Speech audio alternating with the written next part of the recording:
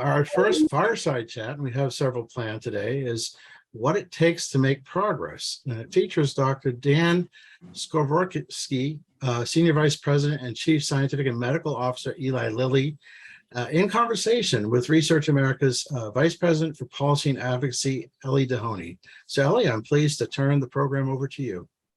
Thanks so much, Mike. And no one is better than Mark Boutin, inspiring and empowering patients, which is all of us. Dan, speaking of inspiring, what a pleasure it is to get a chance to talk to you. I have about 1 million questions, but I'd love to start with a little bit, learning a little bit about you, because one of our big goals for the forum is to learn more about the career paths of scientists in the R&D space, the biomedical R&D space in particular, and also health services research for the early career researchers in our audience. It's a then, now, imagine for our early career researchers. So tell us about your path. How did you decide on science and in biomedical R&D in particular? Yeah, thanks, Ellie. It's great to be together today, and I appreciate everyone spending the time.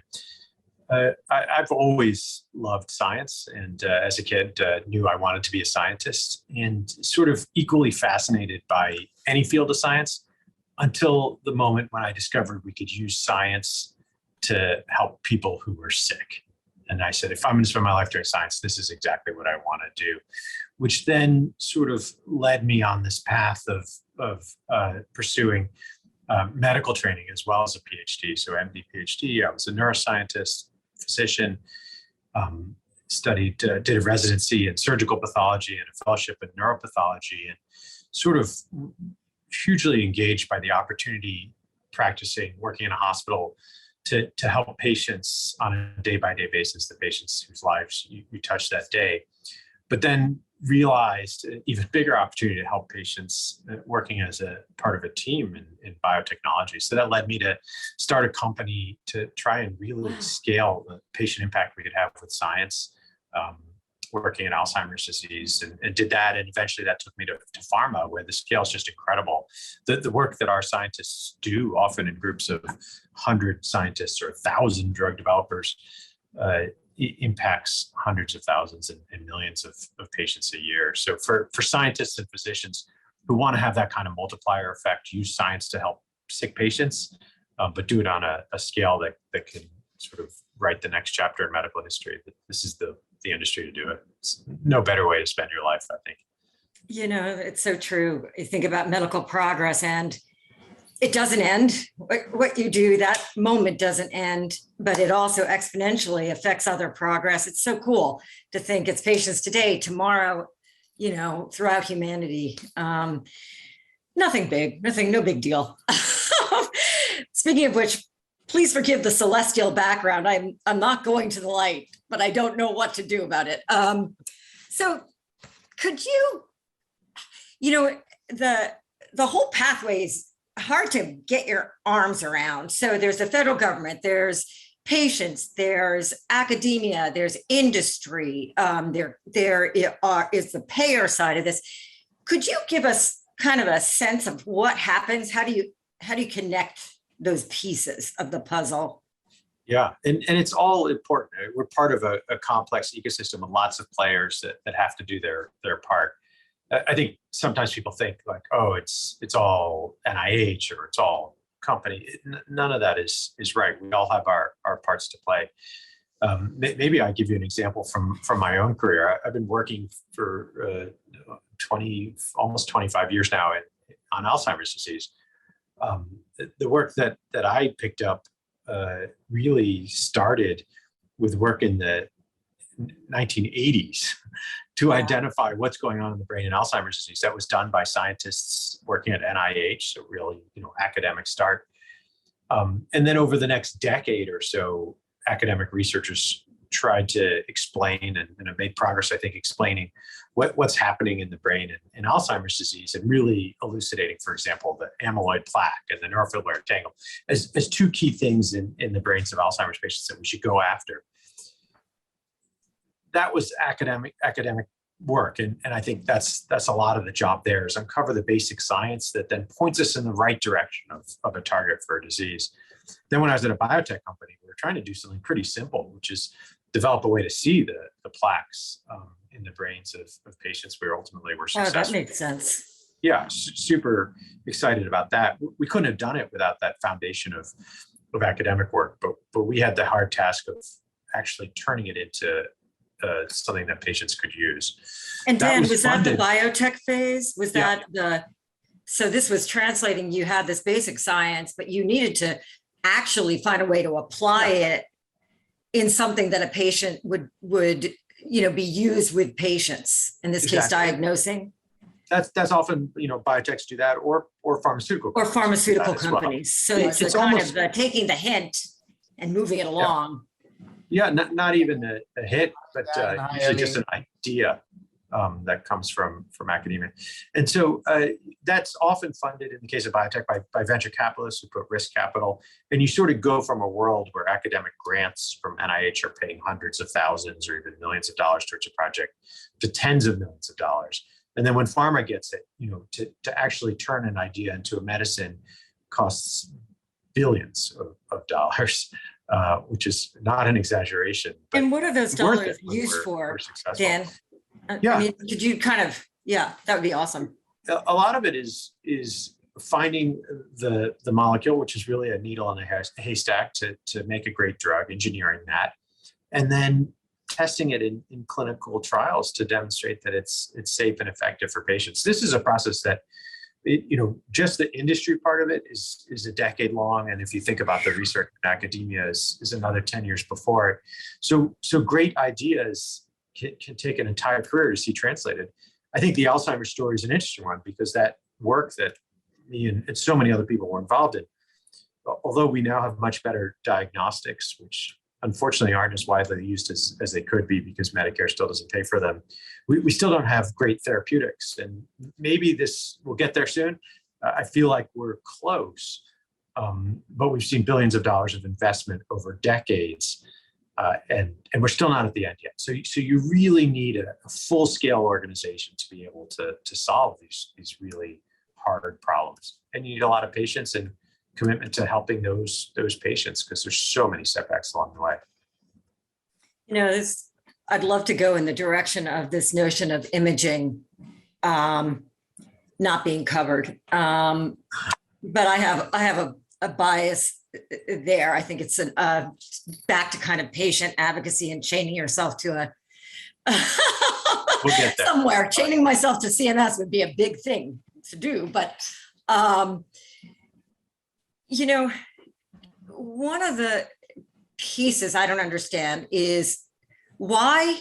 Well, I kind of understand it. I think technology transfer. So that is when. So this kind of this question that arises from basic research, like we could take this and do X, right? For that to become a private industry thing, there has to be some transfer of that intellectual property, that idea. Is that right? And that's technology transfer. Yeah. So sometimes it's probably true that at least at a company like Lilly, most of the projects in our portfolio probably didn't originate with tech transfer. They're sort of based on information that was generated in our labs, but building still on technologies that had been developed over decades of academic research.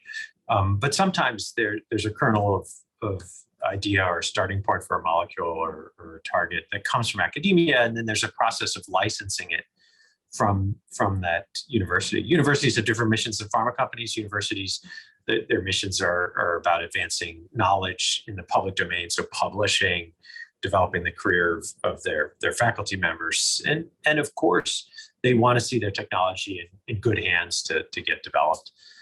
So sometimes that negotiation could take really even a year just to agree to how we're going to transfer it and how we're going to use it.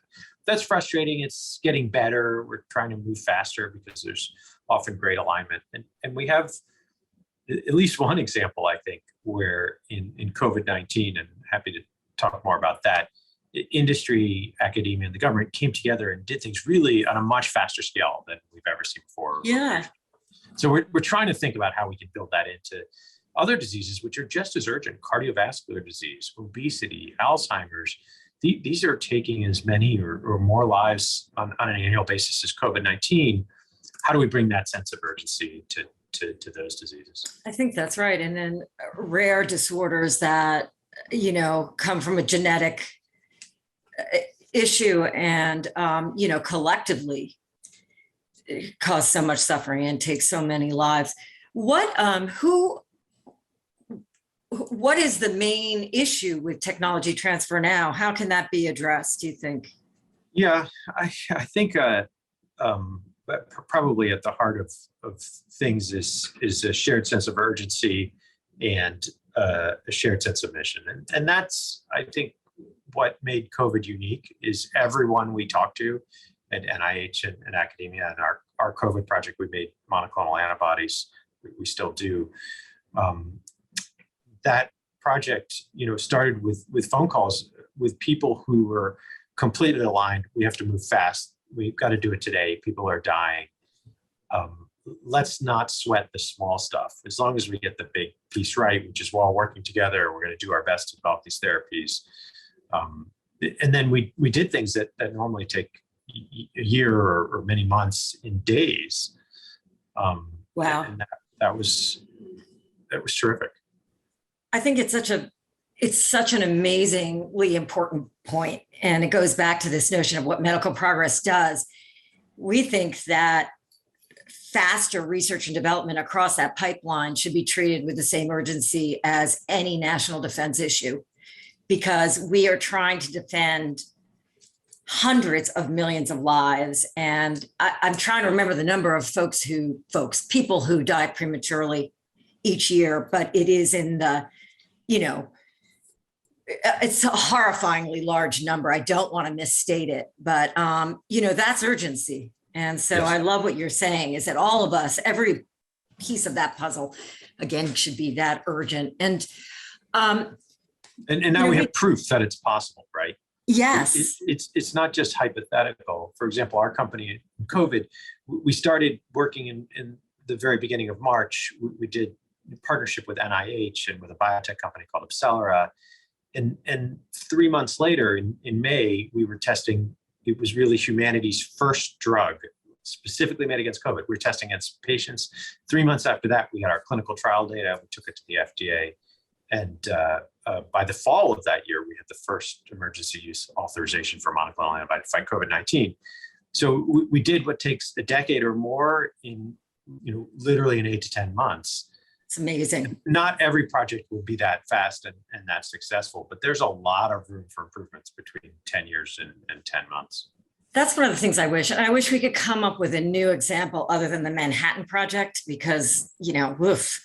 But that mindset, again, against other pandemic threats, right, that could be more devastating than a coronavirus, against the diseases you mentioned, against rare diseases. I guess ARPA-H hopefully can be part of that glue, but it really should be the whole system all the time. Yes, But, including regulators, and in this case, Right. sort of, daily conversations with FDA and regulators around the world. do you feel that including- exists now? Could the communication be bolstered earlier on? Yes, it could be much better. Of course, the FDA has so much work to do and never has Yes. enough people and funding. So, of course, they also want to move faster as we do, and resources have to be made available, et cetera. But we can do better. I think that's right. I think the leadership there is just so wonderful. Peter Marks, well, and obviously from the top down, Dr. Califf, who's joining us later on in the forum. Oh dear, are we almost out of time? Dan, we need to just co-opt this whole forum, I think. Let's just stick around. But in our last minute, what would you, looking back in 10 years, what would you like to see? What would be the biggest change in the way that R&D happens? that you would say, oh my goodness, we just found a way to save so many more lives, Yeah. to reduce so much more suffering. Thanks, Ellie. And I've sort of spoken around it a little bit already, but I'll be a little crisper here. So first, I think we've made tremendous progress in rare diseases and in subtypes of cancer. That has to be the model. Unfortunately, in the United States and in much of the world now, the leading causes of death and the leading causes of suffering, we still don't invest enough in.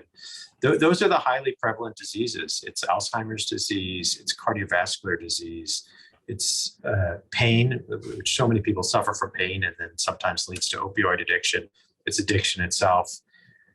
If we could have that sense of urgency against those diseases that we've admirably shown against orphan diseases and cancer and COVID-19, if we could have the flexibility with regulators and governments, the partnership with academia and NIH around those kinds of highly prevalent diseases, and I know Commissioner Califf feels the same way. He's devoted his life to this topic. Yes, Just to imagine the progress we could make. So we got to move from the pilot phase of what can we do for smaller populations and really expand that and say, what can we do for everybody? So that's what I'm excited about. It.